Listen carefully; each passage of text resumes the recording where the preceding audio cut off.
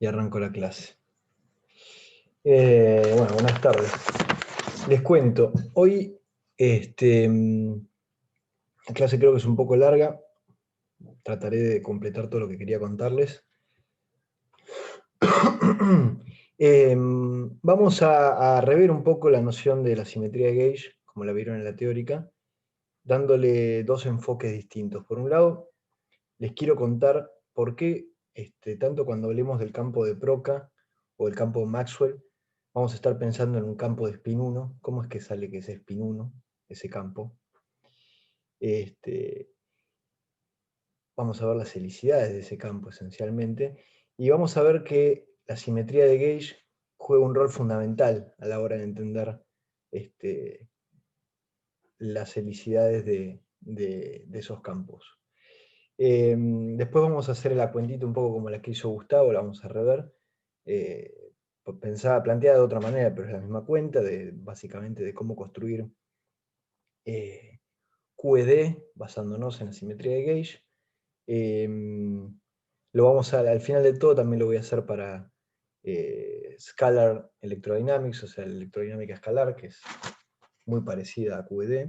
Y después también les voy a contar un poco, digamos, conceptualmente cómo son las reglas de Feynman de QED, y vamos a construir algunos diagramas así que con nombre propio, digamos, relevantes en QED. Así que bueno, paso a compartirles. ¿Se ve?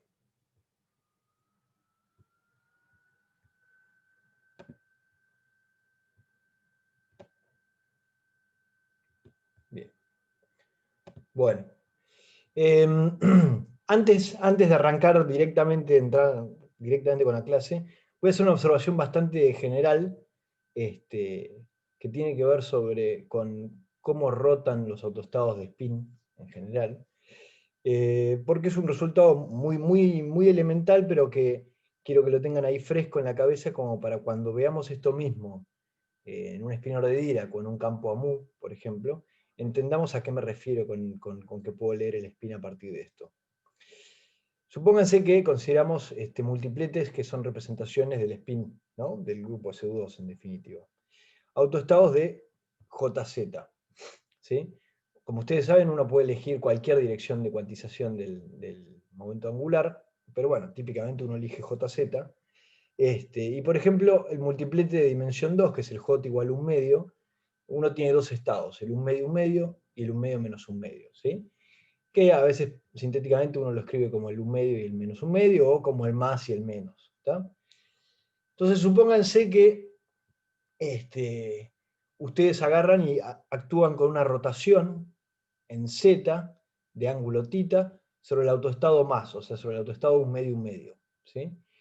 Bueno, el JZ en esta representación, en la representación J igual a 1 medio, el JZ es un medio de la matriz de Pauli, sigma 3. ¿Sí? Con lo cual, actuar sobre este tipo en el más, esencialmente me da E a la I θ sobre 2 por el más. ¿Tá? Este tipo es un autoestado de una rotación con un autovalor complejo que es E a la I θ sobre 2. ¿Tá? Si en cambio actúo con E a la I JZ θ, o sea, con la rotación en Z en esta representación, sobre el autoestado 1 medio menos 1 medio, que es el que llamo menos, eso me da la fase contraria, es un autoestado, me da un numerito complejo y es E a la menos I θ sobre 2.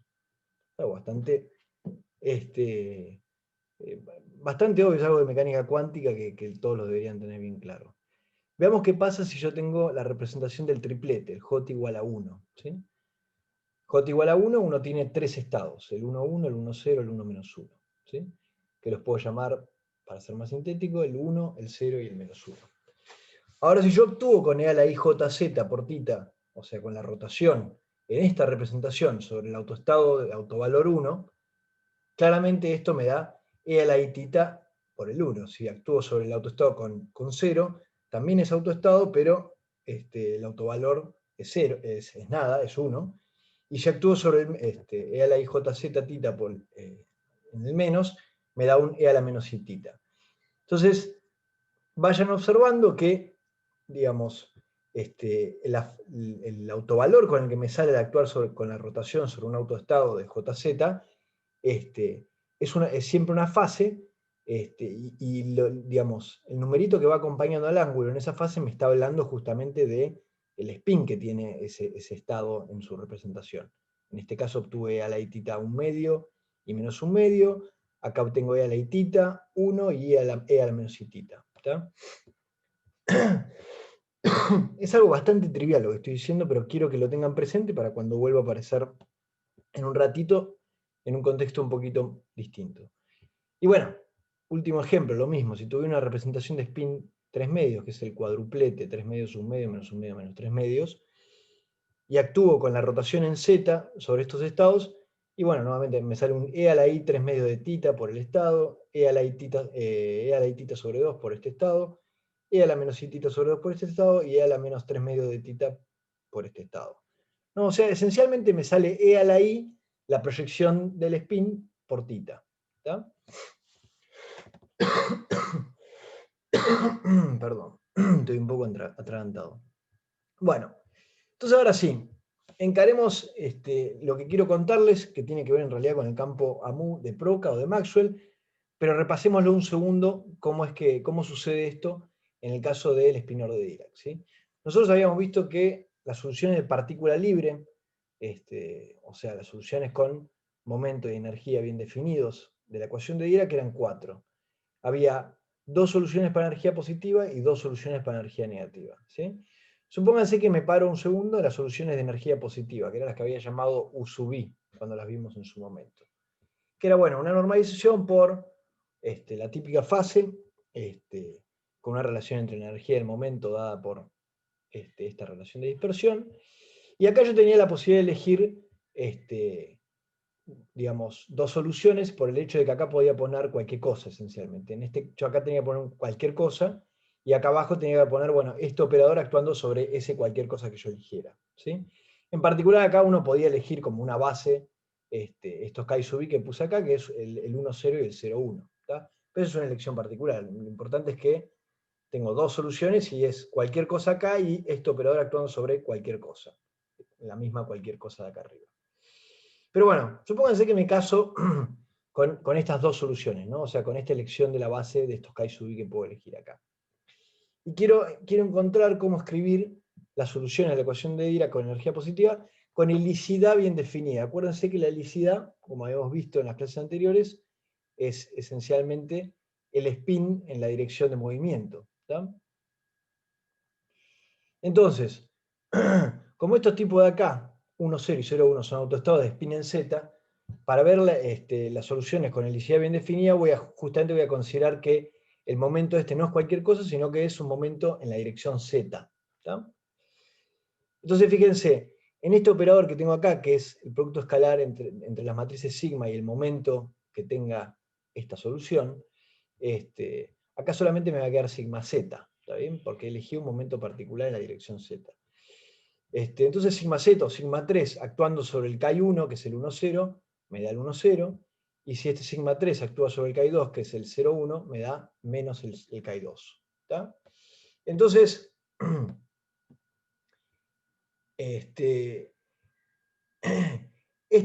ahora sí, habiendo elegido esa solución particular, mi solución tiene esta pinta. ¿Sí? Fíjense, es nuevamente la misma fase de antes, solamente que ahora el momento que va acá adentro está solamente en Z. Tengo el Chi1, que es el 1,0, y después acá abajo tengo un numerito, que es el módulo del momento P, dividido de más M por el 1,0.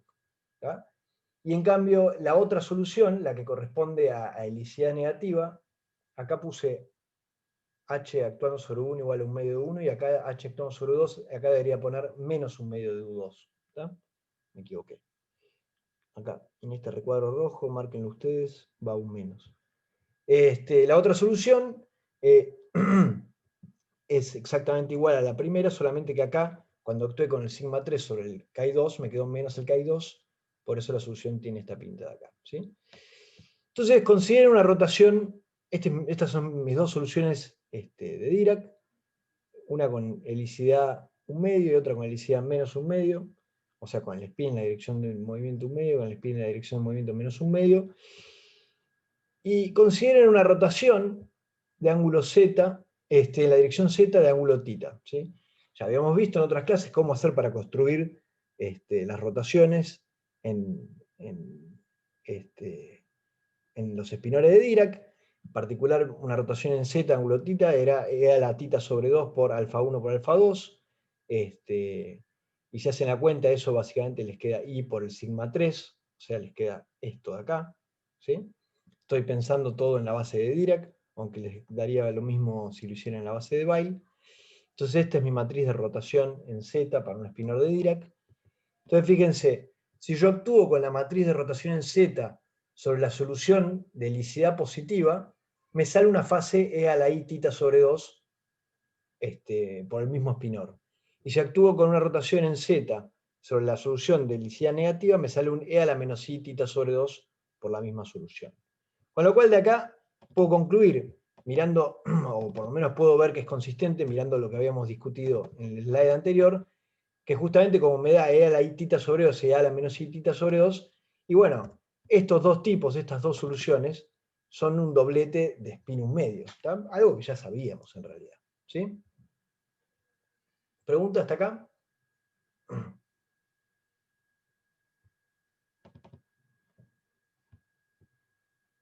¿No? Bueno.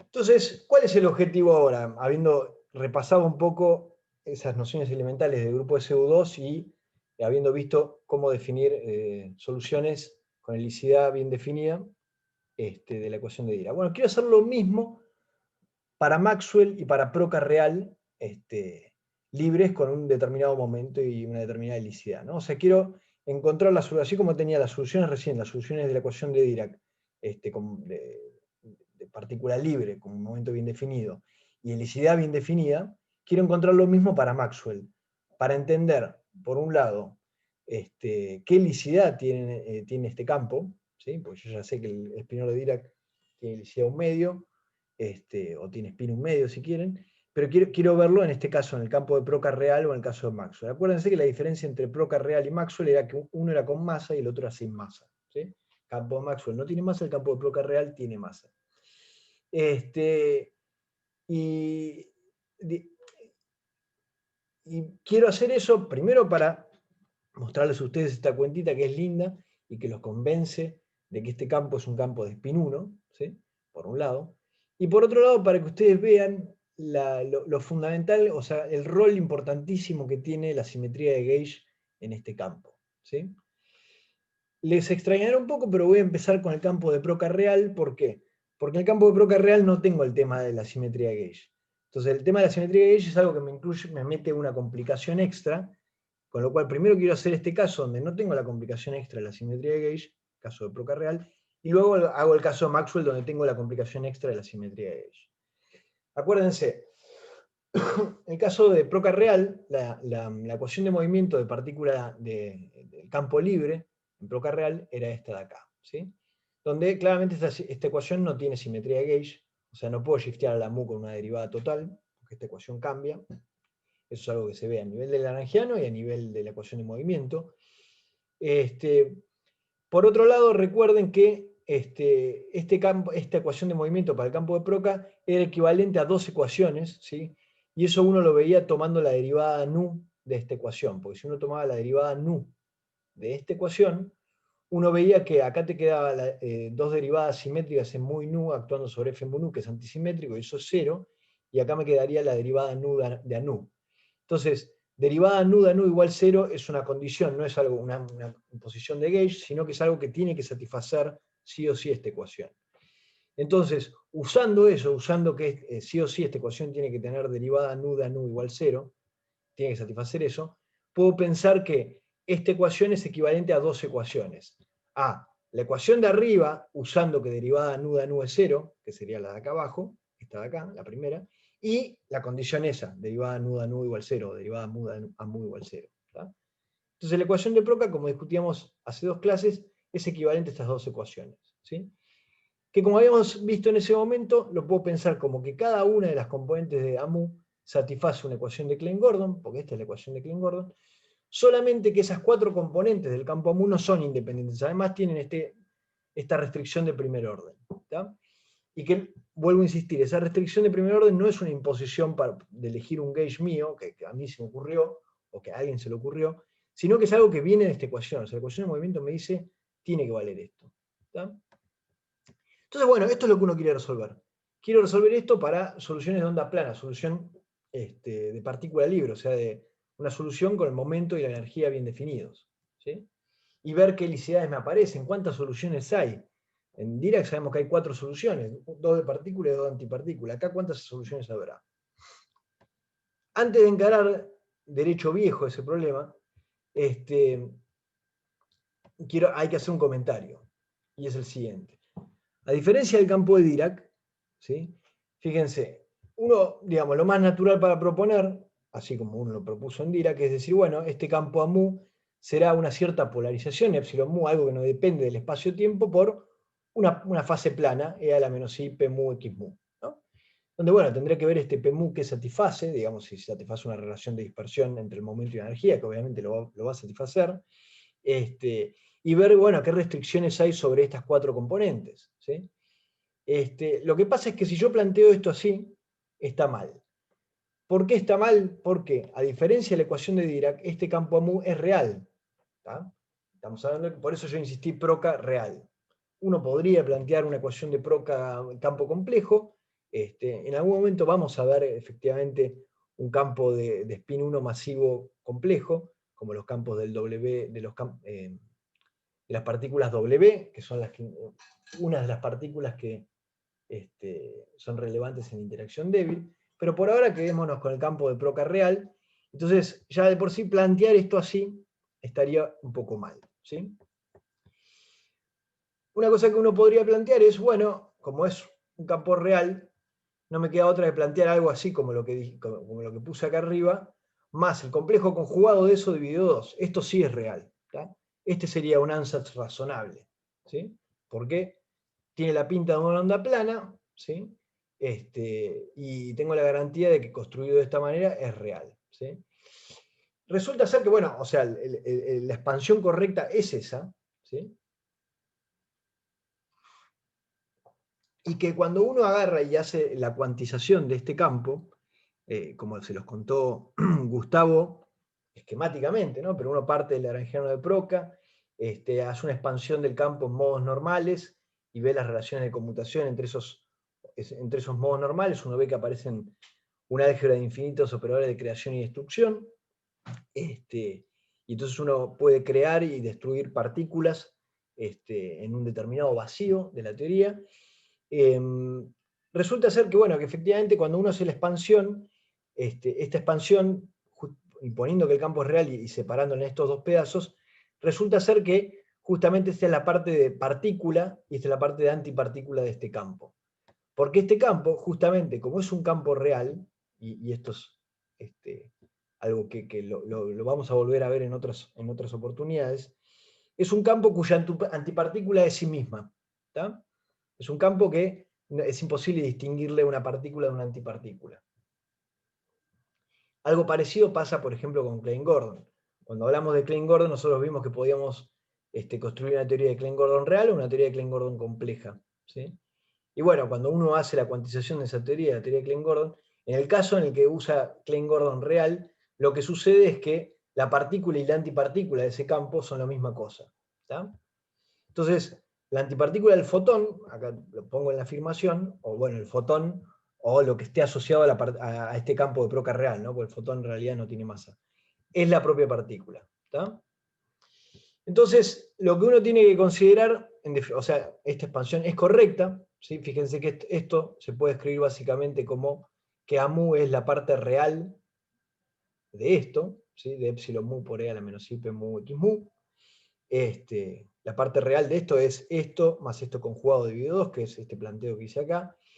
Pero bueno, muy parecido a lo que uno hace en electrodinámica, en física teórica 1, uno dice, bueno, voy a plantear esto, aunque yo sé que está mal, porque esto es complejo, y a lo sumo, digamos, de todos los resultados que yo obtenga, tengo que acordarme al final de todo de tomar la parte real de la solución. ¿Tá? Y bueno, como habían visto en el electro, si uno después quiere calcular observables cuadráticos a partir de esto, como qué sé yo, la energía, la potencia, todo ese tipo de cosas, había ciertos truquitos de cómo promediar en el tiempo, y el factor 1/2 y todo ese tipo de cosas, que no vienen al caso. Pero bueno, el punto es que a mí en realidad me interesa la parte real de un ansatz de este tipo, con lo cual considero directamente, aunque sé que es incorrecto, este ansatz complejo, y siempre tengo en mente que al final de todo voy a tomar la parte real. ¿Está bien? Bueno, hecha esta digresión, consideremos, como hicimos en el caso de Dirac al principio de la clase, una onda plana en Z. ¿Tá? Para simplificar el problema, obviamente es fácil encontrar la solución de una onda plana en cualquier dirección, pero quiero simplificar el problema y decir, vamos a poner una onda plana en Z. ¿Sí? Entonces asumo que el momento en mi ansatz va a ser un cierto P en la dirección Z. ¿Sí? De manera tal de que mi onda plana va a llevar esta fase, que es E a la I P por Z menos I por E por T. ¿Sí? Entonces, agarro este ansatz, lo meto en mis dos ecuaciones de Proca, que son estas dos, esta y esta. ¿Sí? Lo meto en la primera ecuación, que es una ecuación de Klein-Gordon, y naturalmente esa primera ecuación, que es una ecuación de Klein-Gordon, me dice, básicamente me dice que P cuadrado, el P cuadrado lorentziano, es igual a M cuadrado. ¿Sí? De manera tal de que encuentro la relación de dispersión entre la energía y el momento que van en esta fase de acá.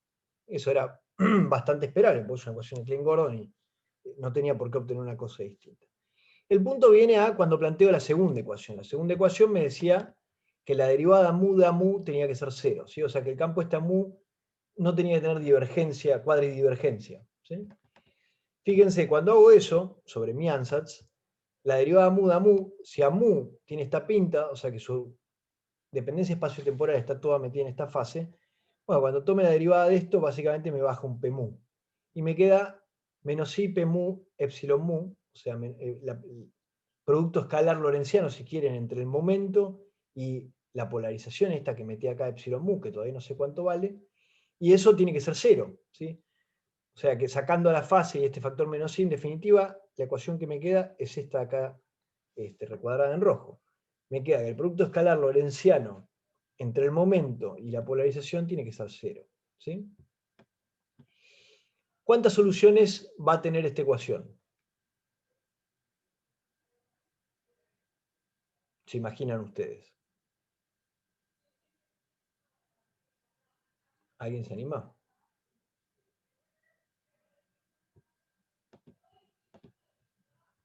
3, sí, efectivamente. O sea, hasta acá, donde yo planteé esto bien general, en principio yo tengo, a priori, tengo como 4 grados de libertad, 4 soluciones independientes. ¿Sí?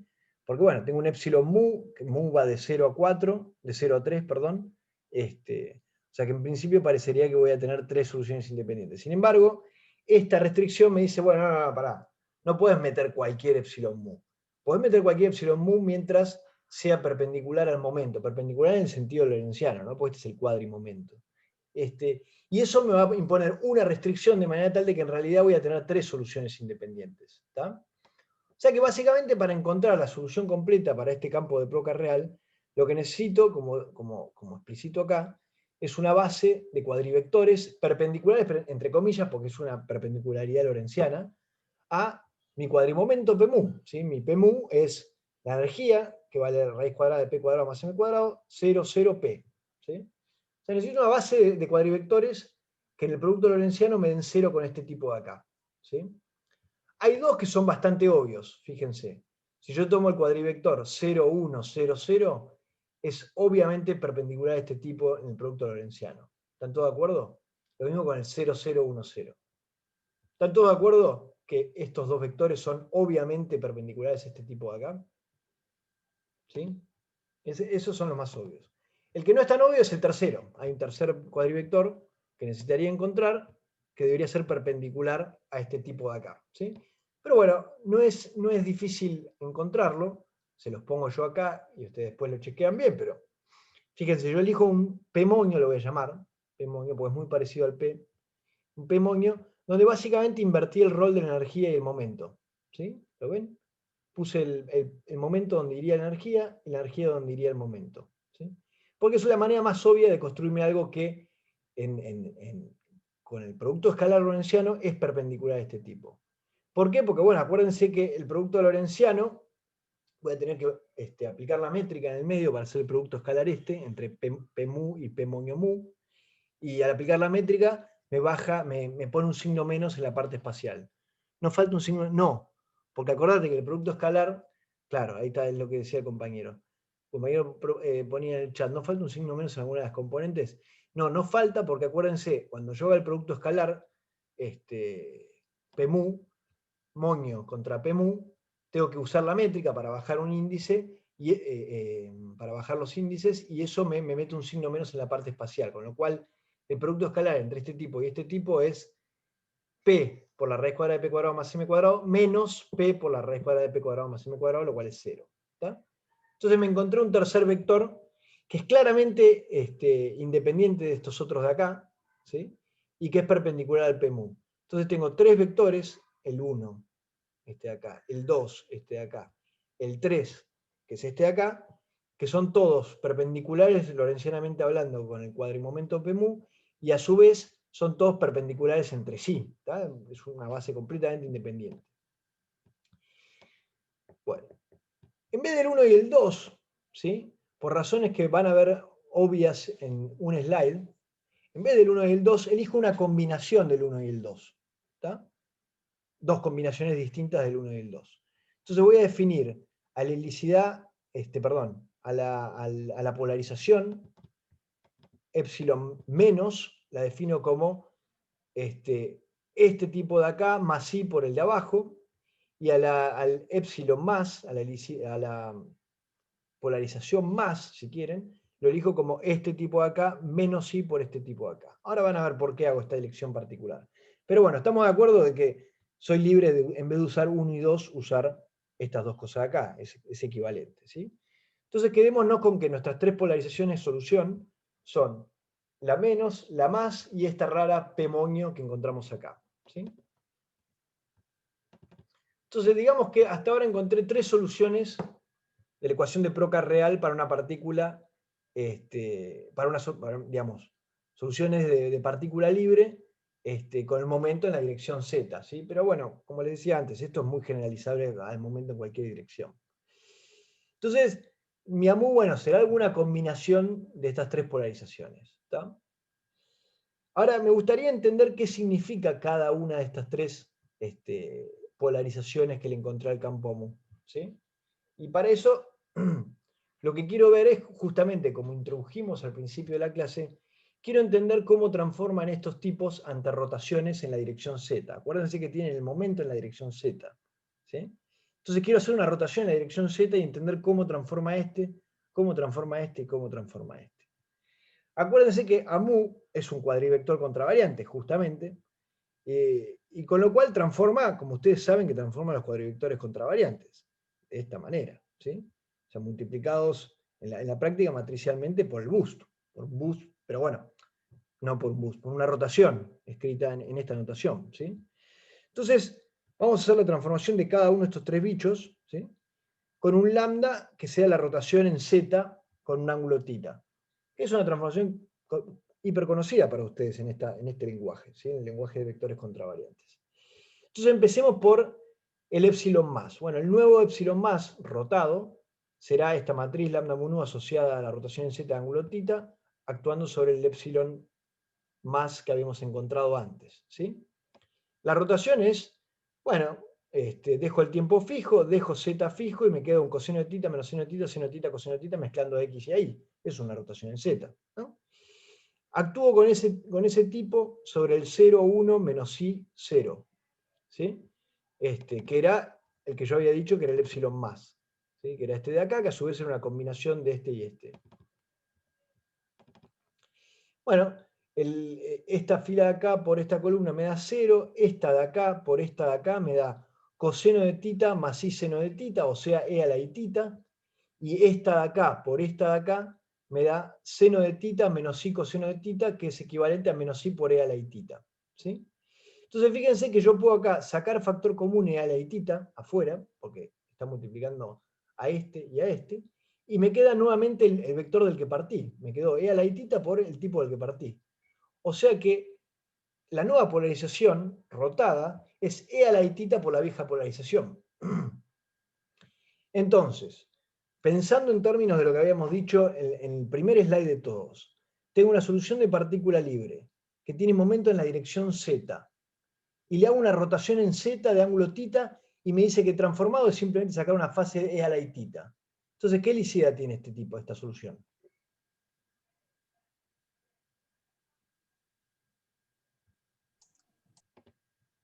Más 1, ¿no? ¿Estamos todos de acuerdo? Bueno, si agarro el otro tipo, el que definí como epsilon menos, la polarización epsilon menos, y le hago el boost, el mismo boost, ¿sí? Acá me queda coseno de tita menos i seno de tita igual a e a la menos i tita, y acá me queda seno de tita más i coseno de tita, que es i por e a la menos i tita. Saco factor común e a la menos i tita y me quedó de vuelta el mismo tipo del que partí, o sea que esa polarización transformada me queda e a la menos i tita por la polarización original. Con lo cual, nuevamente, concluyo que este tipo tiene helicidad menos 1, ¿sí? ¿Por qué? Porque le hizo una rotación en la dirección en la que se está moviendo a la solución de ángulo θ, y me sacó una fase a la menos i θ, ¿sí? Y por último me queda el tercero, el P moño que habíamos definido. Le hago la misma transformación, ¿sí? Y fíjense que este tipo no cambia, ¿no? Porque el 1, 0, 0, 0, cuando actúe con este me queda P. La parte que mezcla con coseno de θ y seno de θ actúa sobre dos cosas que valen 0, así que me da 0 y 0. Y por último, esta fila de acá me deja fijo este de acá. O sea que el tipo no cambió. Este tipo, el P moño, no transforma, ¿tá? Y por eso concluyo que tiene helicidad 0 esta solución, ¿tá? Entonces acá estamos viendo claramente que las tres soluciones de partícula libre moviéndose en una dirección determinada de la ecuación de Proca real, ¿sí? son multiplete de helicidad, o sea, con helicidades más 1, 0 y menos 1. O sea que claramente es un campo de spin 1. ¿Sí?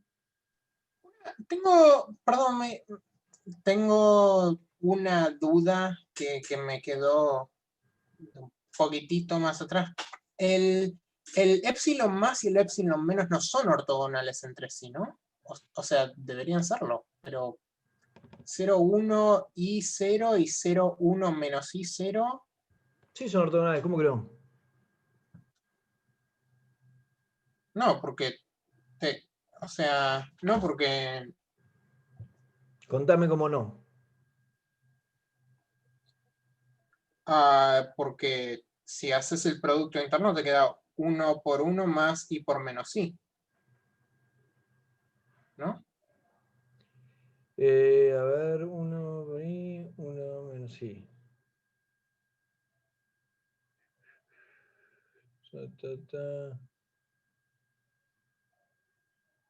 Sí, es correcto, pero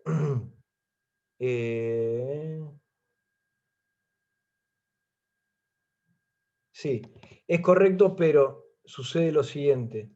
Viste que en realidad nosotros habíamos dicho, cuidado, nosotros vamos a laburar con campos AMU complejos de esta manera, siempre teniendo en el fondo de nuestra cabeza que en realidad lo que vale es tomar la parte real de esas soluciones que encontremos.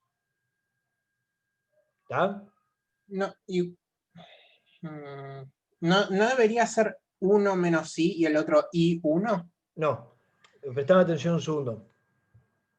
¿Me escuchás?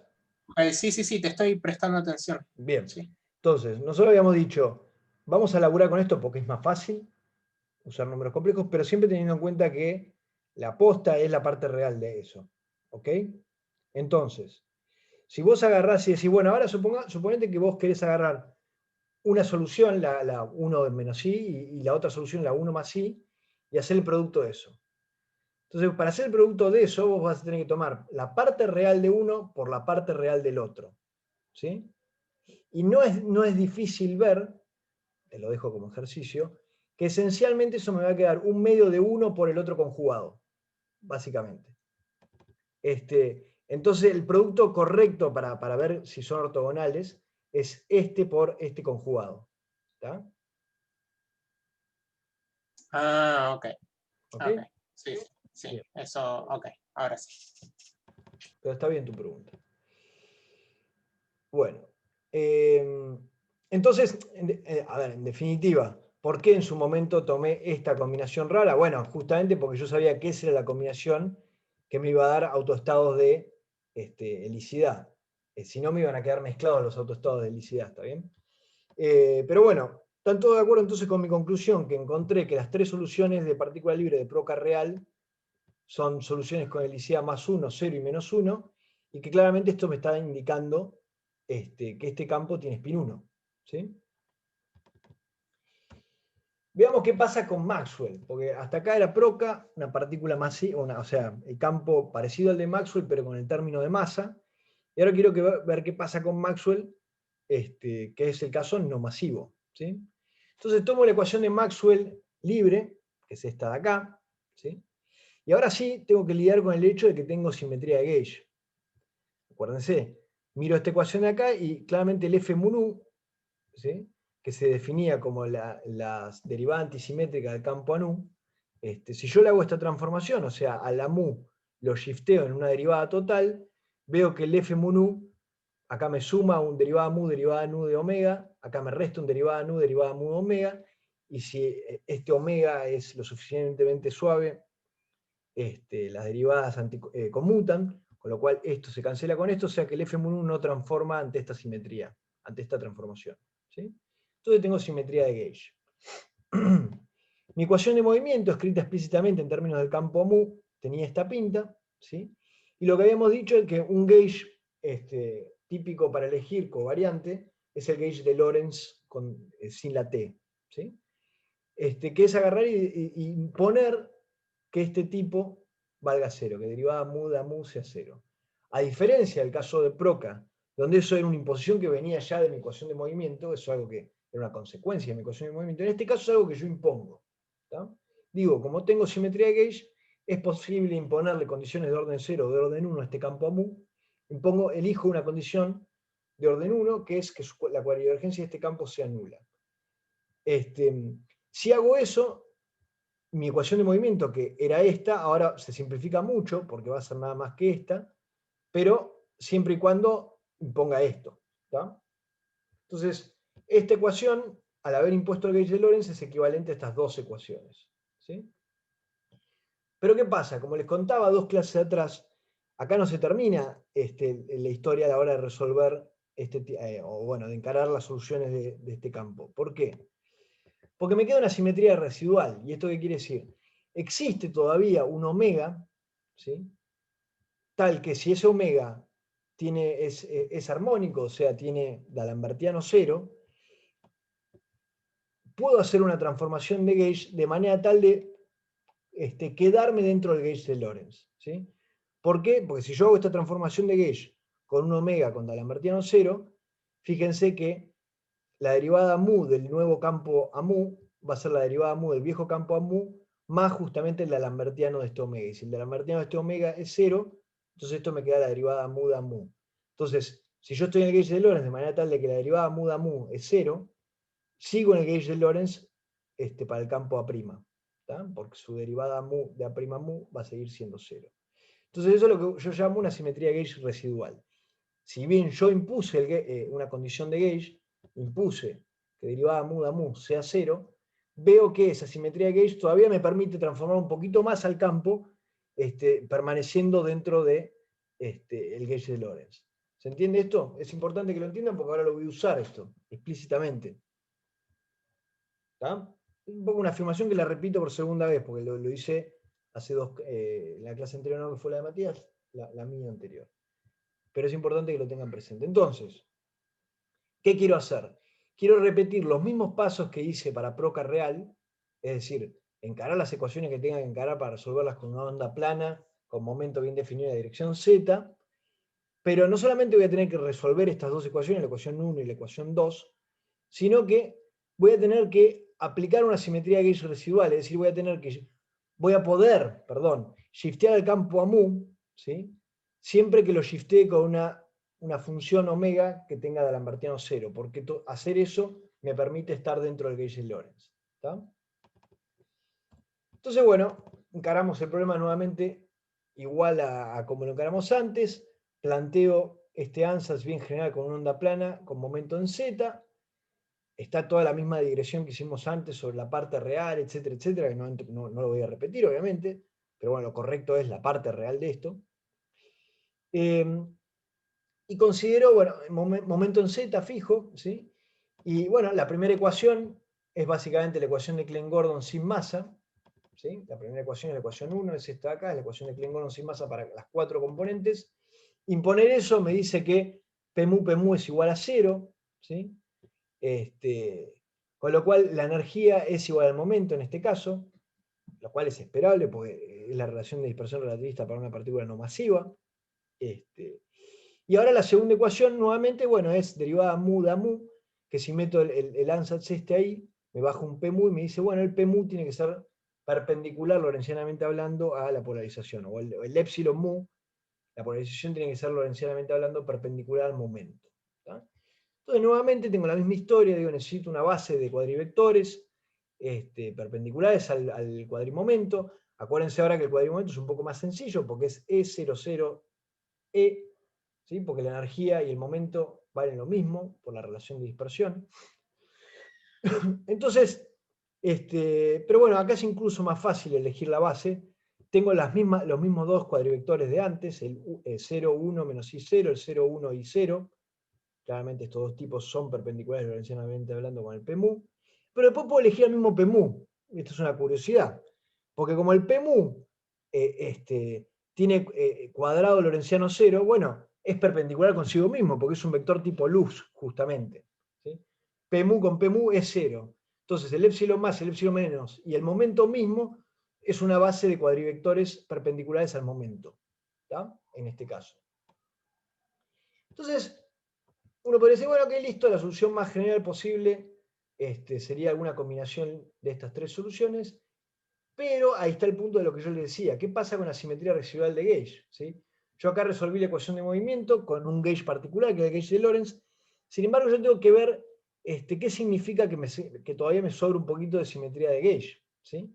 Porque yo, como les decía acá, puedo hacer una transformación de gauge, todavía las puedo seguir haciendo siempre y cuando la función omega que use tenga D'Alembertiano 0.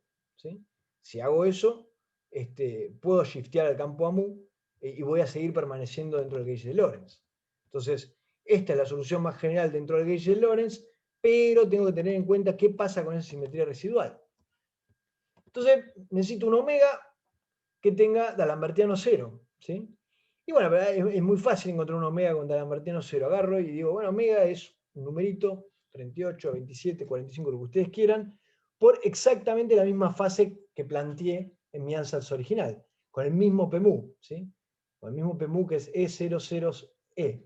Y claramente el D'Alembertiano de esto es 0, ¿sí? Porque el D'Alembertiano de esto me baja un Pmu con un índice abajo y me baja un Pmu con un índice arriba, y P cuadrado lorentziano, el P cuadrado lorentziano es 0, o sea que el D'Alembertiano de esto es 0. ¿Sí? Entonces fíjense, ¿cómo transforma el campo si yo elijo este omega para hacer una transformación de gauge? Bueno, el campo nuevo va a ser el campo viejo más la derivada mu de este omega. Pero bueno, la derivada mu de este omega me baja un menos i p mu por el omega. ¿Sí? Entonces fíjense, si yo miro cómo me queda la solución a mu transformada, partiendo de la combinación lineal de estas tres polarizaciones, y bueno, gracias a la transformación esta de gauge residual, me queda lo mismo que antes en la dirección de epsilon más, lo mismo que antes en la dirección de epsilon menos, pero ahora me agrega al tercer coeficiente este pedacito, ¿sí? En la dirección Pmu. ¿Tá? Entonces, lo que me está mostrando esto es que en el caso de Maxwell, a diferencia del caso de Proca, esta tercera dirección es espuria, porque yo la puedo eliminar con una transformación de gauge. Yo podría tranquilamente elegir este omega 0 de mi transformación de gauge como menos i por C0, y se me anula esto, y me queda que mi solución solamente tiene una componente en la dirección de epsilon más y una componente en la dirección de epsilon menos. ¿Tá? O sea, esto quiere decir que si yo, a partir de mi solución, calcular a cuánto va el campo eléctrico, el campo magnético, si quieren, que son las cosas que no dependen del gauge, y bueno, esta contribución no va a aparecer, porque esta contribución justamente es espuria, la puedo eliminar con la simetría de gauge. ¿Se dan cuenta? Entonces, mi solución post-independiente física es nada más que en las direcciones epsilon más y epsilon menos. esta dirección, la dirección del momento, me la puedo cargar con una transformación de gauge. ¿Tá? Y bueno, el calculito de qué pasa si yo actúo con una rotación sobre este epsilon más, este epsilon menos, es el mismo, eso no cambia. Con lo cual las soluciones físicas son la de helicidad más 1 y helicidad menos 1. No hay solución con helicidad 0, porque la solución con helicidad 0 no es física. Cuando yo calcule el campo eléctrico y el campo magnético, las cosas que no dependen del gauge, esa componente no va a aparecer. ¿Está bien? ¿Me entiende todo esto que estoy diciendo?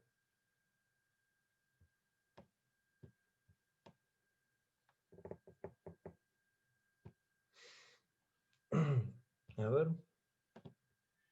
Bien. Entonces, uno podría pensar que esto es una curiosidad. Uno puede decir, bueno, qué sé yo, justo mira, esta simetría de gauge te dice que en realidad la helicidad 0 no está. Fíjense que esto es algo que, aunque yo se los estoy contando de esta manera, esto es algo que ustedes de electrodinámica lo saben. ¿Sí? Cuando ustedes calculan las soluciones de onda libre en electrodinámica, y calculan el campo eléctrico y el campo magnético, acuérdense que el campo eléctrico y el campo magnético forman una terna derecha, ¿sí? Con la dirección en la que se está moviendo la onda plana, que puede tener una polarización circular izquierda o polarización circular derecha, o alguna combinación de ellas que me puede dar una polarización lineal elíptica, pero en definitiva tengo dos polarizaciones independientes, izquierda y derecha, y esas son estas dos cosas, básicamente. ¿Tá? Son estas dos helicidades. Y lo que no puedo tener es que el campo eléctrico, el campo magnético de onda plana en vacío, libre, sea longitudinal. Yo sé que son transversales. Y eso justamente, el hecho de que sean solamente transversales y que no haya perturbación longitudinal del campo eléctrico magnético es porque no hay helicidad 0. Físicamente es exactamente lo mismo. ¿Tá? Entonces, bueno, nuevamente uno podría decir, es una curiosidad. Y bueno, lo cierto es que no. ¿Sí? Porque olvídense de que estamos pensando en el electromagnetismo. Imagínense que yo yo lo que les quiero contar es la ecuación de Maxwell que estuvimos viendo recién y estuvimos resolviendo, es, si quieren de alguna manera, la ecuación prototipo o modelo para una partícula relativista de spin 1 no masiva. ¿Sí? No solamente el campo de Maxwell va a tener estas características. Cualquier campo que represente una partícula de spin 1 no masiva relativista va a tener estas mismas características. ¿Sí? Y esto no se lo muestro porque es un libro entero de teoría, si quieren, pero cuando uno estudia las representaciones del grupo de Poincaré, ¿a qué me refiero con el grupo de Poincaré? El grupo de Poincaré es las simetrías de Lorentz, grupo de Lorentz, en conjunto con las traslaciones espaciotemporales. ¿Sí? Ese es el grupo Poincaré. Cuando uno agarra el grupo Poincaré, es el grupo, o el álgebra, si quieren, que ya vieron de Lorentz, mezclado con el álgebra de las traslaciones. Uno agarra ese grupo y dice, voy a estudiar las representaciones de ese grupo. Una de las primeras cosas sorprendentes que uno se encuentra es que cuando uno mira representaciones no masivas, ¿a qué me refiero con eso? Bueno, dentro de ese grupo hay un generador que es el momento, ¿sí? Que es el generador de las traslaciones espaciotemporales, y ese generador tiene un Casimir, un operador que es invariante del grupo, que es el P-mu, el P cuadrado. Entonces uno clasifica las representaciones según cuánto vale P cuadrado, si es positivo o si es cero. Para representaciones donde eso es cero, o sea, representaciones no masivas, uno ve que las helicidades intermedias de esas representaciones no pueden estar. No tienen que estar, si no sería inconsistente con el grupo de Poincaré. Y obviamente yo quiero formular teorías que sean, escribirlas en términos de representaciones consistentes del grupo de Poincaré, porque yo quiero que todo esto preserve la relatividad especial. Y la teoría misma de la representación del grupo de Poincaré me dice, guarda, si vos tomas representaciones no masivas del grupo de Poincaré, no pueden tener las helicidades intermedias. Tienen que estar desacopladas de tu dinámica. Entonces lo que estamos viendo acá es que eso pasa, y que pasa gracias a la simetría de gauge. Porque vimos acá explícitamente que el hecho de que no me apareciera la helicidad 0 era una consecuencia de la simetría de gauge. ¿Sí? De hecho, bueno, otro ejemplo para contarles de eso es el gravitón, por ejemplo. Si uno estudia el gravitón, uno estudia las ecuaciones de la relatividad general y las piensa en términos de las soluciones de onda plana de la relatividad general, uno puede ver que solamente aparecen las helicidades más 2, o sea, En definitiva, el gravitón tiene spin 2 y solo aparecen las helicidades de la punta, la más 2 y la menos 2, y se desacoplan completamente la más 1, 0 y menos 1. ¿Sí? Que es algo nuevamente consistente con la afirmación que les acabo de hacer acá, que las representaciones no masivas del grupo Poincaré no tienen que tener las helicidades intermedias. ¿Está? Entonces acá vemos a la simetría de Gauge como algo que no tiene nada que ver en principio con la simetría de fase de la función de onda de Dirac o lo que sea, sino como una simetría que es necesaria para desacoplar grados de libertad que son espurios y que necesito que se desacoplen por consistencia de la relatividad especial, porque si no tendría representaciones que son inconsistentes. ¿Está? Pero bueno, ahora hagamos el otro camino, lo que estuvieron viendo si quieren hoy en la teórica. La simetría de Gauge también la puedo pensar como necesaria para hacer local una cierta simetría que es global. ¿Sí? Esta es la afirmación clave porque es lo que vamos a repetir con cosas más generales para construir teorías más complicadas. ¿No? Es decir, agarrar una teoría, ver que yo tengo una cierta simetría global y decir qué tengo que agregarle a mi teoría para que esa simetría que es global se vuelva local. ¿Sí? Y entonces, así espontáneamente me van a aparecer nuevos campos y nuevas interacciones. Entonces, la construcción es muy parecida, o la cuento parecida como la vieron en la teórica. Pongamos que partimos del campo de Dirac libre. ¿Sí? Esta parte la avanzo rápido porque en definitiva es un poco repetir la cuenta que vieron en la teórica. Entonces, arranco el campo de Dirac libre. La otra vez, incluso cuando lo escribimos en la práctica por primera vez, habíamos visto que había una simetría de fase. ¿Sí? Claramente, si yo transformo el campo psi como E a la I alfa por psi, y el campo psi techo transforma con la fase contraria, el lagrangiano es invariante. Y es más, habíamos visto que usando el teorema de Nether, me apareció una corriente, que es la corriente que se conserva, que ustedes ya conocen de Dirac, como consecuencia de esta simetría. ¿Sí? Entonces la idea sería, bueno, ¿qué pasa si yo ahora promuevo esta fase, esta simetría de fase, a una transformación de fase local? O sea, con este tipo que está acá en la fase, dependiente de la posición del espacio-tiempo, ¿sí? Las coordenadas del espacio-tiempo. Entonces, si uno ahora agarra y transforma el lagrangiano, asumiendo esto, me termina quedando un pedacito con la derivada mu de este alfa de acá, porque este alfa depende del espacio-tiempo. ¿Sí? O sea, por culpa de que acá en el lagrangiano hay una derivada, hace que esto que propuse no funca. ¿Está? Me dice, no, bueno, el lagrangiano ahora no te queda invariante, porque propusiste algo que era demasiado general, no puede depender del espacio-tiempo, porque acá hay una derivada actuando. ¿Sí? Sin embargo, como vieron en la teórica, hay una manera de curar esa no simetría, que es cambiar la derivada por una derivada covariante.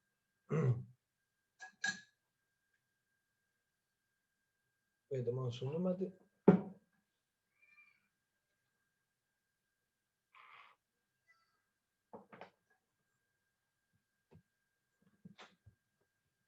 Si alguno por ahí hace la combinación de cursar materias de matemática o algunos matemáticos, suele haber uno o dos ejemplares en cada curso, esto que estamos haciendo lo puede pensar como hacer un fibrado en mi espacio y meter una derivada covariante. Bueno, entonces, la idea sería, bueno, cambio de derivada ordinaria en mi lagrangiano por una derivada covariante, que es la derivada shifteada un cachito con este nuevo campo que introduzco, un campo mu. Y digo, bueno, quiero que sea que esta simetría que había propuesto, la simetría de fase, que psi' es E a la I algo que depende del espacio-tiempo por psi, y acá me falta escribir una psi, no la escribí, escríbanlo ustedes en sus notas, acá hay una psi. Quiero proponer que esto sea simetría, pero obviamente voy a tener que proponer que este campo AMU transforme de alguna manera para que eso sea simetría. ¿Sí? Entonces, lo que yo voy a pedir, lo que tengo que pedir, y lo escribo de esta manera porque así me va a ser útil cuando se los explique en el caso noetheriano, yo quiero pedir que la derivada covariante del campo psi transforme con una fase que sale y nada más. ¿Sí? Si yo pido esto, está claro que este término, que es el que me aparece en el lagrangiano, transformado, me saca una fase en el psi barra y otra fase en la derivada covariante de psi, que se cancelan entre sí, y me queda igual al original. O sea que logro que el lagrangiano sea invariante. O sea que si yo logro que la derivada covariante transforme simplemente con una fase, transforme homogéneamente, ¿sí? Voy a lograr la simetría de mi lagrangiano, ¿sí? O sea, ¿qué estoy diciendo? Yo estoy diciendo, mi derivada acá, cuando yo meto una transformación de fase local, ya no transforma más homogéneamente, ¿sí? Entonces, cambio derivada por derivada covariante y le voy a pedir al campo AMU que transforme de manera tal que la derivada covariante ahora del campo psi transforma homogéneamente con la misma fase que transforma el campo psi. ¿Sí? Entonces veamos cómo transforma la derivada covariante ante esta transformación de gauge. ¿Sí? La derivada covariante dijimos que era la derivada mu shifteada en este cachito de acá, donde en este cachito de acá, bueno, ahora tengo que poner el campo a mu transformado, porque estoy transformando toda la derivada covariante, y eso tiene que estar actuando sobre el campo psi transformado, y el campo psi transformado es e a la i e omega por psi, que es la transformación que estoy planteando, donde este omega depende del espacio-tiempo. Entonces actúo con este operador sobre este bicho transformado. La derivada ordinaria actúa primero sobre este exponencial y deja el psi fijo, y luego actúa sobre el psi y deja la exponencial fija. Cuando actúa sobre la exponencial, me queda la exponencial por la derivada de lo que está acá arriba que me bajó, ¿sí? Que es este término de acá. Y luego tengo este término de acá que es cuando actúa sobre el psi. ¿Sí? Y por último me queda este término que es simplemente multiplicar por el a transformado actuando sobre este tipo, que es este tercer término de acá. Y agarro y en este igual lo que hago es imponer. Impongo esta ecuación de acá arriba. Impongo que la derivada covariante de psi transformada sea e a la i e por omega por la derivada covariante original. O sea que impongo acá, en este igual, que esto sea igual a e a la menos e a la i e por omega por la derivada covariante original, que es derivada mu de psi y menos i e por a mu por psi. ¿Sí? Entonces fíjense esta ecuación, que sombreo con mi mouse, acá, que es lo que obtuve de acá igual a lo que impuse, ¿sí? Este término es igual a este término, entonces me quedaron tres términos, este y este. Fíjense que en todos lados tengo un psi multiplicando a la derecha, que me lo puedo cargar, ¿sí? En todos lados tengo la exponencial esta, e a la i e omega, e a la i omega, e a la i omega, que me la puedo cargar. O sea que la ecuación la simplifiqué a esta, ¿sí? Y de esta ecuación lo que hago es despejar a' mu. Y me queda que a' mu es a mu más la derivada mu de este omega. Entonces, repasando lo que acabo de hacer, dije, voy a agarrar mi lagrangiano, donde diga derivada voy a poner una derivada covariante que es así. Voy a imponer esa transformación que dijimos antes de una fase global, que es e a la i e por omega actuando sobre el psi. Bueno, actuando, es una fase. Voy a imponer que el campo A transforme de alguna manera, no sé cómo, quiero entender cómo tiene que transformar el campo A. Y entonces, en definitiva, para que el lagrangiano me quede invariante, para que esto me quede invariante, lo que tengo que pedir es que la derivada covariante de psi transforme homogéneamente con la fase con la que transforma psi. ¿Sí? Cuando impongo eso, llega una ecuación para cómo tiene que transformar A, que es así. Y esta es la famosa simetría de gauge que ya estuvimos discutiendo antes. ¿Sí? Es exactamente la simetría de gauge que estuvimos discutiendo antes. Entonces, mi nuevo lagrangiano, que es el lagrangiano de Dirac original, pero con la derivada transformada en una derivada covariante, es invariante ante una transformación global de fase, ¿sí? Siempre y cuando ese campo que me quedó acoplado a mi campo psi a través de la derivada covariante, transforme como sé que yo tienen que transformar los campos a mu con simetría de gauge. ¿Sí? O sea, esta es exactamente la misma simetría que habíamos visto que desacoplaba la helicidad cero. ¿Sí? Con lo cual, como ven, cierra todo. Porque desacoplar esa helicidad era una necesidad importantísima que teníamos desde el punto de vista de las representaciones consistentes del grupo de Poincaré, que son las que empezaron la relatividad especial. Necesitábamos desacoplar eso. Y vimos que justamente la dinámica, cuando estudiamos la dinámica de partículas libres para estos campos, vimos que el chabón que me permitía desacoplarlo era la simetría gauge. Y vemos acá que esa simetría es la que yo necesito imponer sobre este campo a mu para que este lagrangiano minimalmente modificado tenga simetría local ante una transformación de fase del campo psi. ¿Sí? Si a su vez quiero que este campo AMU, bueno, justamente tenga una dinámica, el mismo tipo de dinámica que estuvimos viendo en el caso libre anterior, que preserve esa simetría de gauge, y a esta simetría en este caso la vamos a llamar U1, es la más sencilla de todas.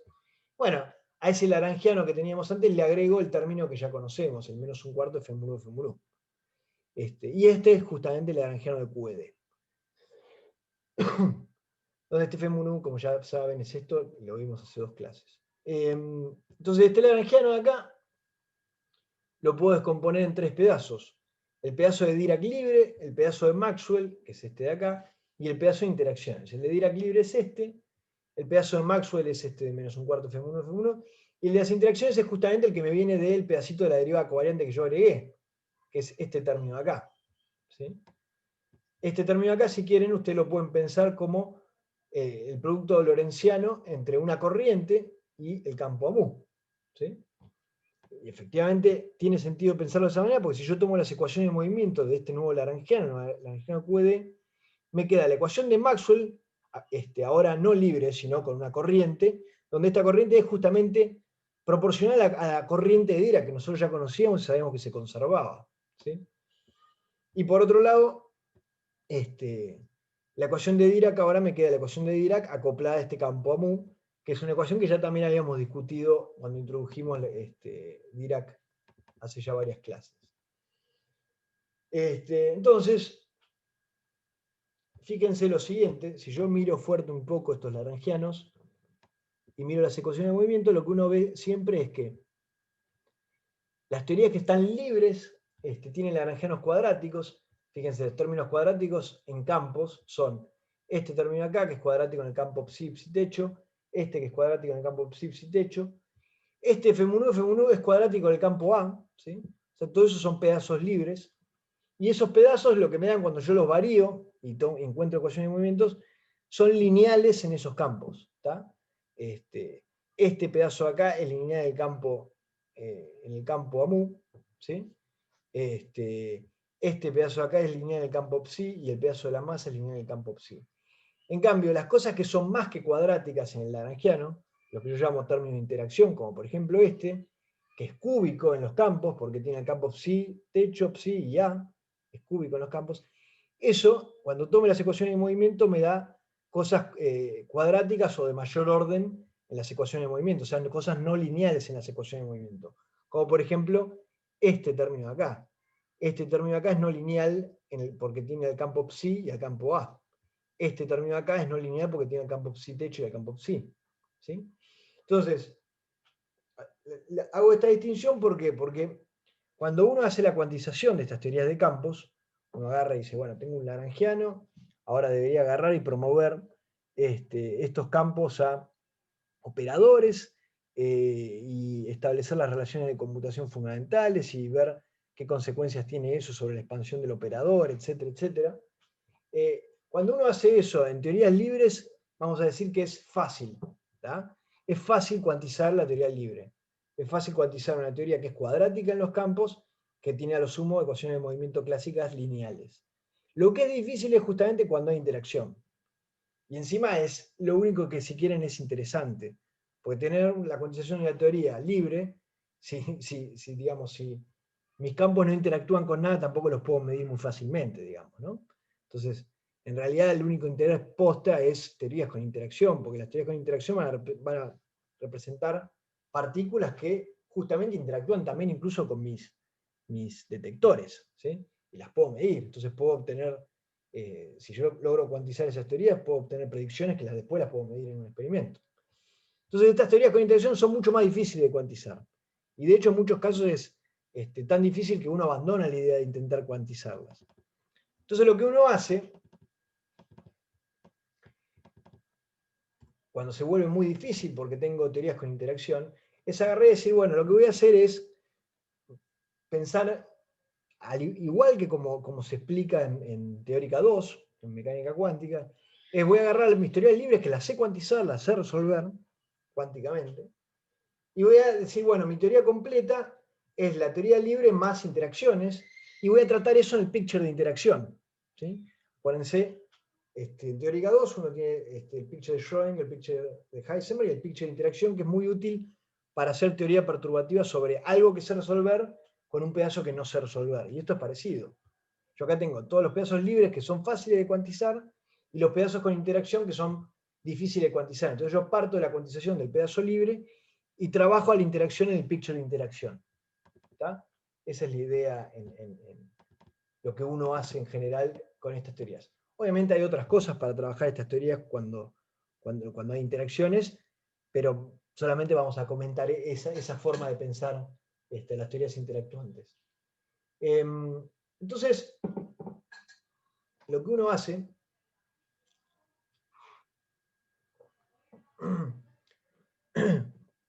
digamos, una de las predicciones que uno puede obtener usando este picture de interacción, es justamente agarrar y decir, acuérdense que en el picture de interacción es como que uno tenía que agarrar los estados libres asintóticos y ensanguchar el operador de evolución temporal del picture de interacción entre esos estados asintóticos. Entonces, que van a ser estados de partícula libre en nuestro caso. ¿Sí? Entonces, una de las cosas, una de las predicciones que uno más directamente puede obtener con este método que les cuento perturbativo, es el de secciones eficaces o anchos de decaimiento, donde básicamente uno, a partir de nuevamente la teoría libre y las interacciones que uno tiene, puede calcular amplitudes de dispersión y el módulo, o sea, sección eficaz por unidad de ángulos sólidos proporcional al módulo al cuadrado de esa amplitud de dispersión. ¿Sí? O en algunos otros casos, cuando tengo una partícula que va a muchas partículas, uno puede calcular lo que se llaman anchos de decaimiento. Entonces, la idea es justamente esa. Uno puede agarrar y pensar que en el pasado infinito uno tiene partículas libres que no interactúan, en el futuro infinito uno tiene partículas libres que no interactúan, conozco la cuantización de eso, y en el medio tengo el picture de interacción, donde uso los términos de interacción para calcular, por ejemplo, estas amplitudes de dispersión. ¿Tá? Y de esa manera puedo calcular, bueno, ¿qué pasa si vienen dos electrones y chocan? Y bueno, me dan tal amplitud de dispersión. Pero el choque claramente va a estar dado por el término de interacción metido en este picture de interacción. ¿Tá? Entonces, cuando uno hace esto con estos campos, te queda una cosa extremadamente cuentosa. Si uno lo hace muy naive, digamos, la primera vez que las personas empezaron a hacer estas cuentas, dijeron, bueno, a ver, vamos a tomar, qué sé yo, dos electrones y hagámoslo chocar y vemos qué queda. Y entonces empecé a ver que aparecen un montón de términos y llevar cuenta de cada uno de esos términos y no perderse y darse cuenta cuáles de esos términos se anulan y cuáles no, y no calcular al pedo demasiado, etcétera, se vuelve muy, muy engorroso. Entonces fue Feynman el que se dio cuenta que había una manera de todo ese choclo, de todos esos términos que te iban quedando cuando vos encarabas el problema de esta manera, el picture de interacción, como se los estoy contando, fue Feynman el que se dio cuenta, cada uno de estos términos que me está quedando que tengo que calcular, tiene un diagrama asociado. ¿Tá? Como estuvieron viendo ya en la clase pasada con Matías. Entonces, los diagramas de Feynman, si quieren ustedes, los tienen que pensar de esa manera. Los tienen que pensar como en el momento en el que uno hace la cuenta para calcular estas amplitudes de dispersión, cada diagrama de Feynman tiene asociado un término de la cuenta que me dice, bueno, tenés que calcular esto, tenés que calcular esto, tenés que calcular esto, tenés que sumar todo y eso te va a dar la amplitud de dispersión. ¿Sí? Entonces, si quieren, el algoritmo de Feynman, el de construir diagramas de Feynman, es encontrar el conjunto de reglas que me dicen cómo construir diagramas y cómo a partir de esos diagramas puedo leer los términos que yo tengo que calcular para ver las amplitudes. ¿Sí? Ahora, todo esto que yo les cuento no lo vamos a ver en detalle en este curso. Porque es largo, porque es cuentoso, y si nos metemos en el detalle de eso, para meterse en el detalle de eso, si quieren pueden cursar campos, por ejemplo, al que le interese. A veces se dan en la facultad y si no en La Plata.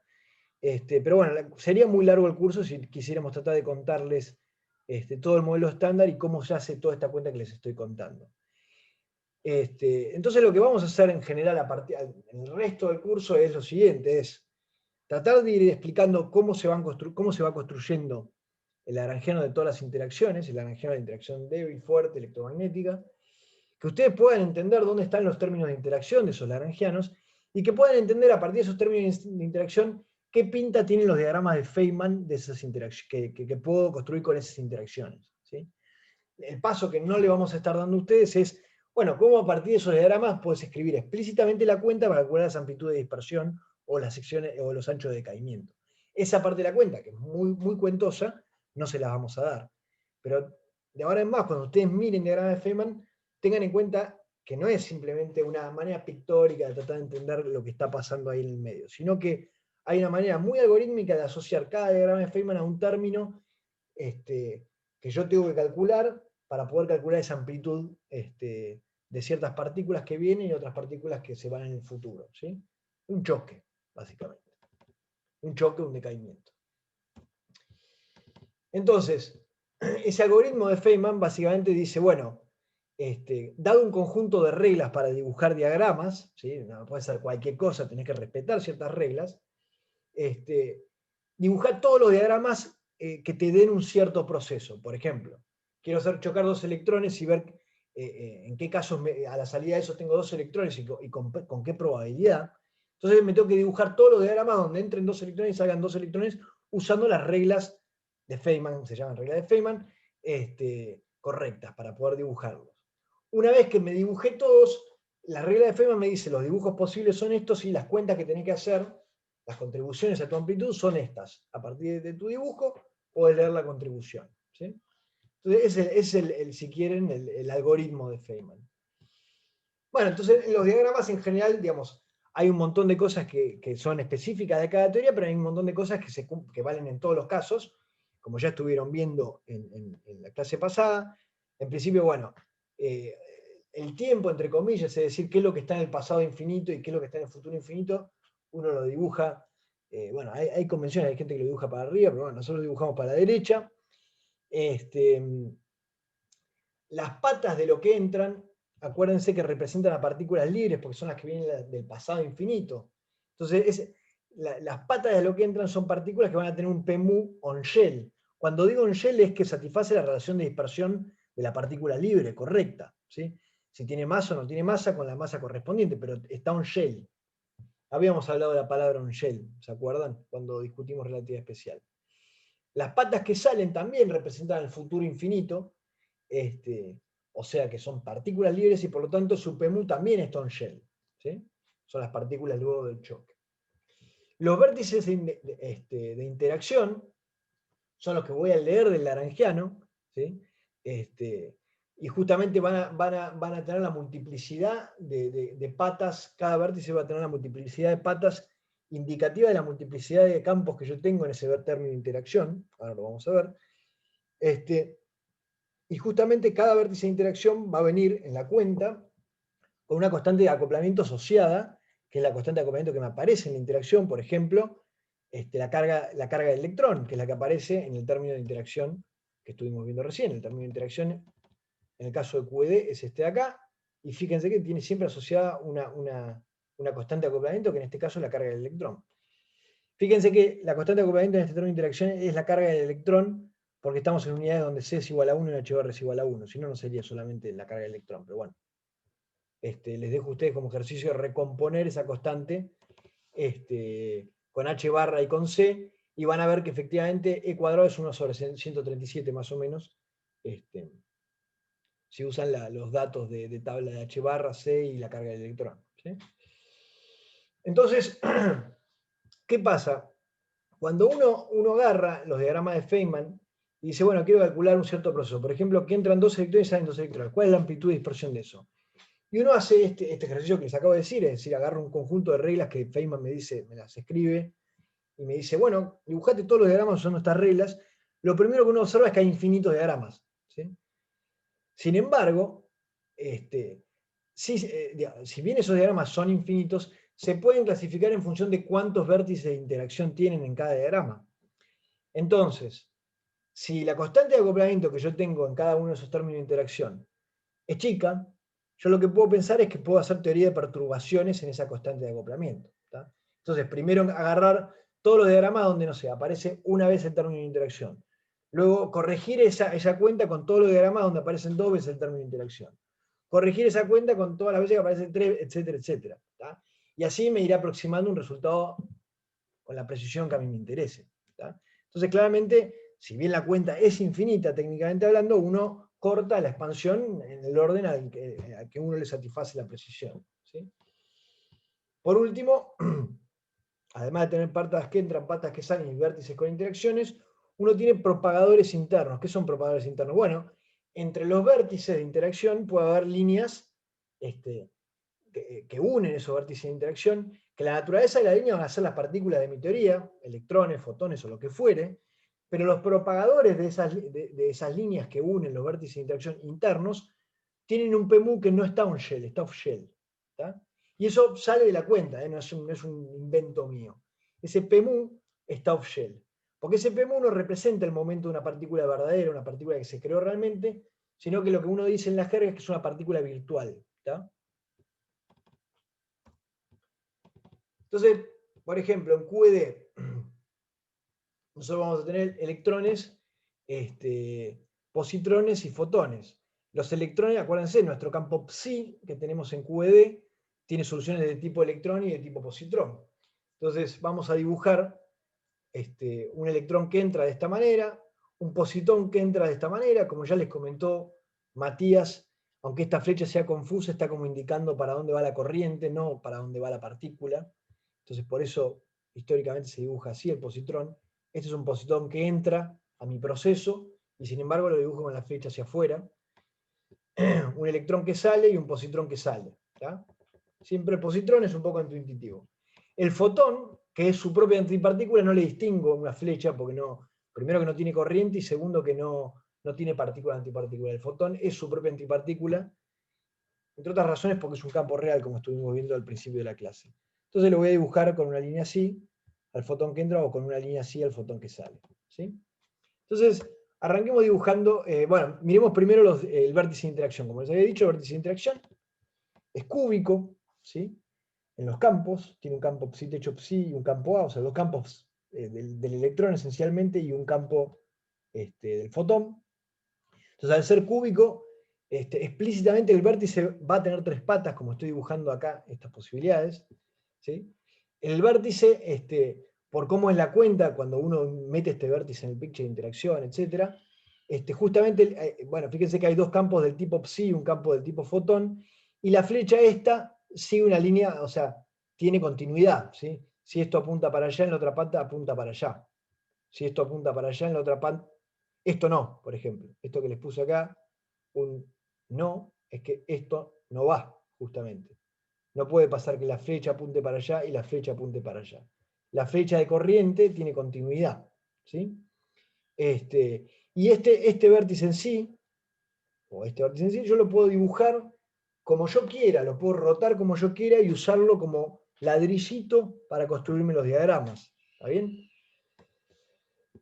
Ahora, imagínense que yo quisiera pensar, bueno, supongamos que quiero agarrar y construirme el diagrama de Feynman más sencillo del mundo en QED. Por ejemplo, imagínense si yo pienso físicamente este diagrama, como un diagrama completo, no solamente como un ladrillo, sino como un ladrillito del diagrama, sino como el diagrama.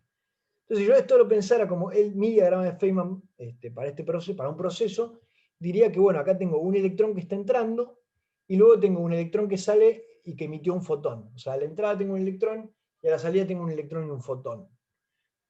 Si yo tomara este diagrama de acá, podría pensar que representa un diagrama que corresponde al proceso de un electrón entrando, un fotón entrando y un electrón saliendo. ¿No? Si yo mirara este proceso de acá, podría pensar que corresponde al proceso correspondiente a, tiré como 3 veces la palabra corresponde de manera distinta, un fotón que está entrando y un electrón y un positrón que sale, o sea, un fotón que se aniquila en un electrón y un positrón. Y así sucesivamente, todos estos procesos, los que no tienen el circulito rojo, que son, en principio son todas maneras de dibujar el vértice posibles, podrían ser todos procesos los más sencillos del mundo, si quieren, que yo podría dibujar en QED. Y sin embargo, es fácil ver que todos estos procesos están prohibidos. Y eso es algo que lo vimos en una de las primeras clases, cuando vimos cinemática relativista. habíamos visto que justamente no es posible tener un proceso donde tengo en la entrada y en la salida dos partículas masivas y una partícula no masiva. Porque si yo intentaba pedir la conservación del impulso y las condiciones son shell de las patas externas, ¿sí? Por ejemplo, supónganse, qué boludo, claro, acá esto no es que no iba, sino que es el proceso que estoy escribiendo acá abajo. Lo que pasa es que acá debería tener una flecha que entra y una flecha que sale para allá, que significa un electrón que entra y un positrón que entra. Y esta flecha la dibujé mal. Así que déjenme que lo corrijo acá un segundo para poder explicarlo bien. Esta flecha debería ir así, ¿sí? Esto es un electrón que entra, un positrón que entra, que se aniquila en un fotón, ¿sí? Supónganse que yo planteo la cinemática de este proceso. Entonces debería tener el cuadrimomento de un electrón, el cuadrimomento del positrón, y que la suma de esos dos cuadrimomentos debería ser igual al cuadrimomento del fotón, porque la energía y el momento total de lo que entra y de lo que sale se conservan, ¿sí? Pero a su vez dijimos que las patas externas de un proceso deberían estar on shell. Entonces deberíamos tener que P del electrón cuadrado es la masa del electrón cuadrado, P del positrón cuadrado es la masa del positrón cuadrado, que es igual a la masa del electrón cuadrado, y P del fotón al cuadrado tiene que ser igual a 0 porque el fotón no tiene masa. Y era un ejercicio de cinemática verificar que efectivamente no puedo plantear, es inconsistente pedir la conservación de energía y impulso, y a su vez las tres condiciones son shell para el momento del electrón, del positrón y del fotón. Esperen que borro todo. Entonces, ¿cómo puede ser que planteo los diagramas más sencillos del mundo de QED y veo que me da procesos que son inconsistentes? De hecho, bueno, hagan la cuenta ustedes, no solo este es inconsistente, sino que este es inconsistente cinemáticamente, este es inconsistente, son todos inconsistentes. ¿Cómo puede ser? Bueno, la clave va a estar en que si yo planteo procesos más complicados que estos, entonces en ese caso voy a poder tener propagadores internos, y los propagadores internos van off-shell, entonces ahí la cinemática va a estar permitida, ¿tá? O sea, no va a ser tan restrictivo que me va a decir, no, che, cinemáticamente esto está prohibido. Fíjense que justamente estos procesos, los más sencillos del mundo, de QED, no tienen ningún propagador interno, porque todas las patas que yo tengo son patas o que entran o patas que salen, y por lo tanto son patas reales, de partículas reales que entran o partículas reales que salen. Entonces veamos un proceso ahora sí más complicado, pero que sí se puede, cinemáticamente hablando, que es el scattering de Compton, ¿sí? En el scattering de Compton uno tiene que viene un electrón, choca con un fotón y se dispersa en las mismas partículas, un electrón y un fotón, ¿sí? Como ustedes saben, cinemáticamente, esa cuenta que la tuvieron que entregar, en la cinemática lo que me dice es que la energía o la frecuencia de este fotón cambia, o su longitud de onda cambia, por ejemplo. Por eso me lo da la conservación de energía e impulso. Pero al margen de eso, uno podría estar interesado en calcular cuánto es la amplitud de dispersión de este proceso, porque un electrón y un fotón podrían chocar y dar esto como producto, o podrían chocar y dar un montón de otras cosas como producto, ¿tá? Y a su vez, un electrón y un fotón chocan, y sin embargo no está clara cuál es la sección eficaz de ese proceso, porque eso me lo tiene que dar mi teoría misma, ¿sí? Es decir, chocan con un determinado parámetro de impacto, y bueno, ¿cuántos se dispersan? Bueno, ¿cuántos se dispersan? ¿Cómo cambian sus momentos, sus direcciones, etcétera? Eso me lo da la dinámica de la teoría.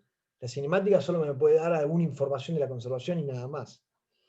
Entonces, este proceso en diagrama de Feynman se traduce en juntar como bloquecitos dos vértices. Fíjense que acá tengo uno de los vértices de QED, acá tengo otro de los vértices de QED, junto esos vértices con un propagador. El propagador este es un propagador del electrón.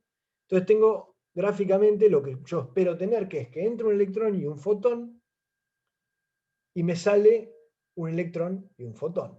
Y logré combinar esto a la entrada y esto a la salida usando mis ladrillitos, que son los vértices y el propagador.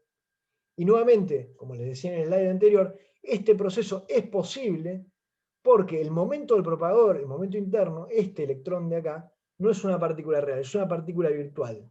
Con lo cual su cuadrimomento, que fíjense, si acá entra P1 y acá entra P2, el cuadrimomento de esta línea de acá es P1 más P2, este cuadrimoento no tiene que estar en Y, no tiene por qué valer m cuadrado. Sí los de afuera, pero no los de adentro. Entonces, al no tener que valer el de adentro m cuadrado, este proceso es posible. ¿Está? Y bueno, ¿de qué orden va a ser la sección eficaz perdón, la amplitud de dispersión de este proceso? Y bueno, tengo una carga de electrón en este vértice por culpa de este vértice, otra carga de electrón por culpa de este vértice, o sea que va a ir como e al cuadrado, va a ser del orden de 1/137. Volviendo a lo que decíamos antes, ¿es el único diagrama este para el proceso electrón-fotón, yendo a electrón-fotón? No, en realidad hay infinitos diagramas, pero que van a ser de orden más bajo en esta constante de acoplamiento. Después les voy a escribir uno.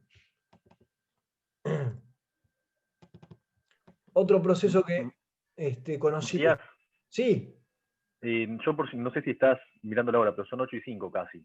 upa. No sé si ya estabas redondeando o si no así la sigue Redondeo bien, con si estos te diagramas parece. y ya está. Dale. Bueno, perdónenme.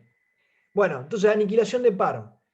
Básicamente la idea es que tener un electrón y un positrón en la entrada y dos fotones a la salida. Fíjense que me desaparecen los electrones. ¿Es posible construir eso con los vértices, el único vértice de QED que tenemos y propagadores internos? Sí, acá tienen un diagrama. La típica pregunta cuando uno dibuja este diagrama es, bueno, pero pará, esto es un electrón, perfecto, esto es un positrón, perfecto. Esta línea, la línea sólida del electrón, tiene continuidad, porque la flecha va para allá, la flecha va para allá y la flecha va para allá. Ahora, la pregunta que uno siempre se hace es, este tipo que va para abajo, siendo que el tiempo va para la derecha, ¿es un electrón o es un positrón? Es decir, este diagrama, ¿es lo mismo que este diagrama? O que este diagrama, donde en este diagrama tengo un electrón que emite un fotón, sigue el electrón, se aniquila con el positrón y me da otro fotón, y en este otro diagrama lo interpreto como que viene un positrón, emite un fotón y luego el positrón se junta con el electrón, se aniquilan y producen otro fotón. ¿Cuál es la diferencia entre esto, esto y esto? Bueno, lo cierto es que cuando uno usa la regla de Feynman correctamente, esta contribución, la contribución del propagador, tiene en cuenta las dos posibilidades. Tiene en cuenta la posibilidad de que lo que se está propagando en el medio es una partícula o una antipartícula, si va para adelante o para atrás en función de cómo oriento en el tiempo a los vértices este y este. Con lo cual, cuando uno dibuja el diagrama de Feynman, no hace falta dibujar este diagrama y dibujar este diagrama y pensar que son distintos. Uno agarra y dibuja un único diagrama y dice, este es el diagrama de Feynman, que incluye en la cuenta que yo tenga que hacer explícitamente a esto y a esto. ¿Está? O sea, el propagador suma sobre las dos posibilidades. ¿Único diagrama este? No, son infinitos. Otro diagrama más que les dejo para que lo vean. Scattering de luz con luz. ¿Sí? La luz con la luz clásicamente no, solamente me da una suma de amplitudes, el fenómeno de difracción, el fenómeno de superposición de ondas que ustedes ya conocen, un fenómeno que es lineal y no pasa nada. Cuando uno cuantiza la teoría y se fija qué pasa con fotón y fotón, fotón con fotón interactúan. ¿Está? Y me da algo que no es lineal. No solamente sumar amplitudes y ver patrón de interferencia. Hay una interacción real de fotones con fotones. Solamente que es de un orden bastante más bajo y solo aparece en la teoría cuántica. En la teoría clásica no está. Acá tienen un diagrama de dos fotones que entran, dos fotones que salen. Y fíjense que uso 4 vértices de QED, 1, 2, 3, 4, con 4 propagadores, 1, 2, 3, 4, y con esos ladrillitos puedo construir este proceso, fotón-fotón a fotón-fotón. Acá tiene un diagrama, un ejemplo de un diagrama de Catherine de Compton, que era electrón-fotón yendo a electrón-fotón, que es de un orden más alto, o sea, contribuye menos al proceso a la hora de hacer la cuenta, que el diagrama original, que fue el primero que les dibujé, donde básicamente es como que agarré el diagrama original y le agregué este pequeño loop, donde acá tengo una línea de electrón y acá tengo una línea de fotón. ¿tá? Y fíjense que es como haber agregado dos vértices más, ¿sí? Y dos propagadores más. Bien.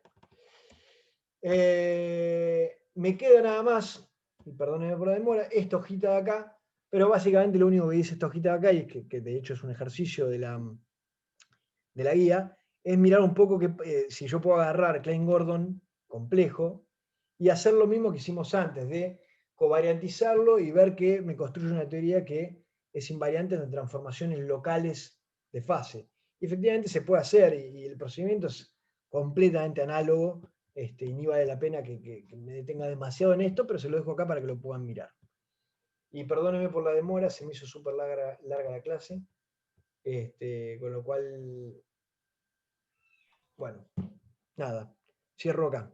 Si quieren preguntas, yo tengo 2 minutos, pero ¿El ejercicio que hay que entregar?